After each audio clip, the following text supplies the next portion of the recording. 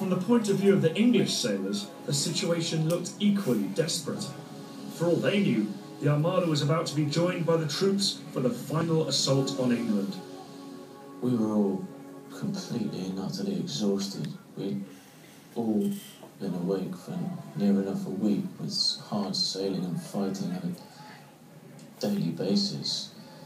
And now the Armada had reached its destination, and it seemed we had but hours to achieve what we hadn't been able to achieve in a week. It was their last chance to destroy the Spanish fleet. So far, the Armada's tight formation had proved immune to attack, and somehow the English had to find a way to break it up. So, on Sunday the 7th of August, Drake and Howard met to plan their attack. And they decided to use a weapon that struck fear into every sailor on a wooden ship: fire.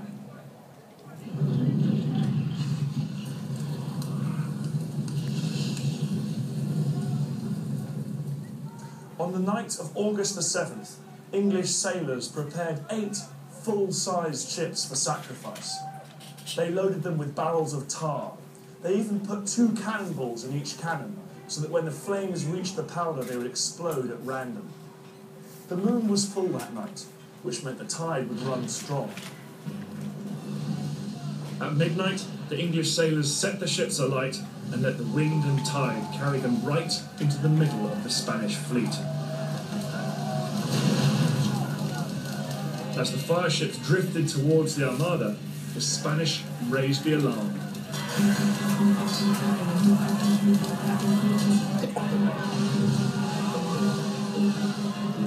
It's like a storm of fire coming towards us. You feel the heat of it coming closer and closer. The terrified soldiers desperately tried to haul the burning boats out of the way. We would clear one boat, divert it away from the Armada, and another would follow. We would clear that one, and another would follow. We would clear that one, and another would follow, and another behind that, and another. It was relentless.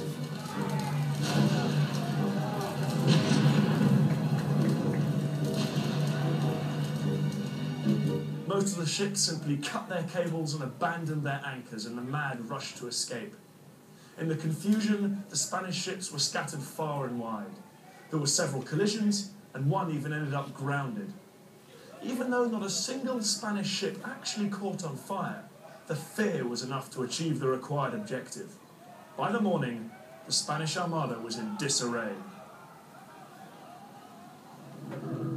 At last, the Spanish formation was broken.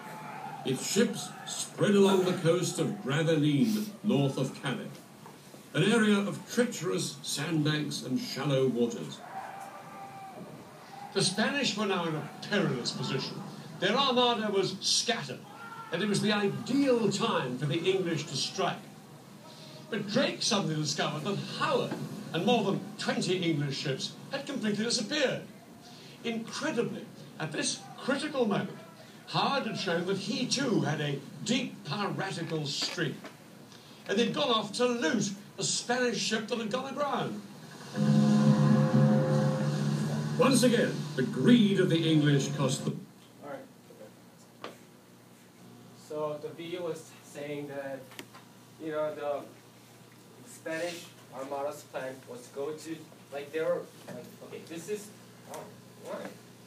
Do you have another marker? I don't.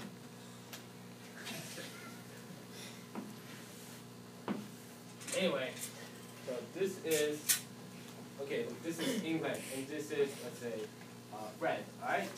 There was a, like, very narrow strait in the British Channel, so the Armada wanted to, like, dock their ship over here so that they can attack to land. But the Francis Drake, to let the English Navy, had an idea. He sent his ships in night to Spanish Armada, like where they docked, and they set up a fire. So all the Spanish ships started to fire. So they started to scatter. Alright, they started to scatter. This was a perfect chance for English Navy to attack them. so they crushed. They were crushed in here. So they wanted to retreat. They retreated, but as Boroyak said, the storm came, and all the Spanish Armada, well, some like 10 ships were alive, are still there, but like most of them were swept out. Boom. By Spain, yeah. It was like that. So it was quite interesting event.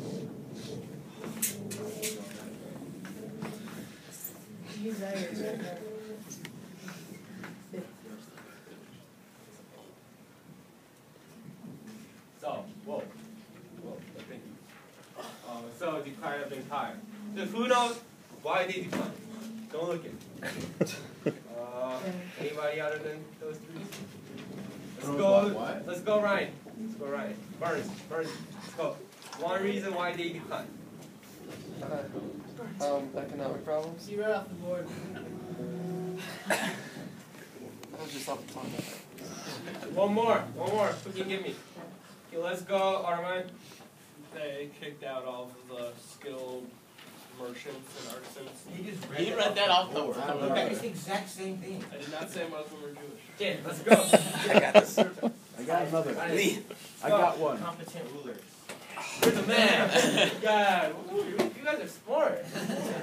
Anyway, so the defeat of Armada, this was like surprising event to Spain. Like Philip II thought, I'm gonna win this war and I'm gonna crush the English navy and I'm gonna conquer England. That's why Philip II thought, but it wasn't.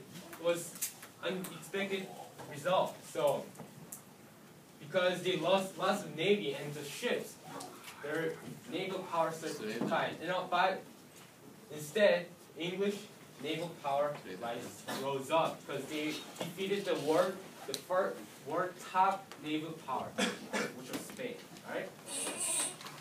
So this kind of like showed that Spain was declining.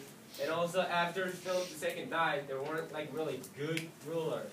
But this also resulted in decline. Like the other rulers were just normal or like really bad. And also the economic problem, the inflation. You know what is inflation, right? Yeah, we learned this, yeah. Okay, what is it? No. Can you give me a copy? Good, pick him. Eric. Not pick Eric. Eric. Go Eric. General rise in prices. Nah, that's not good enough. That's not good enough. Yeah, that's good. I'd say overputting on money. No, Too much money, price lesson. Yeah, I cannot really give you points anyway. Lee, just so you know, you only have like less than a minute.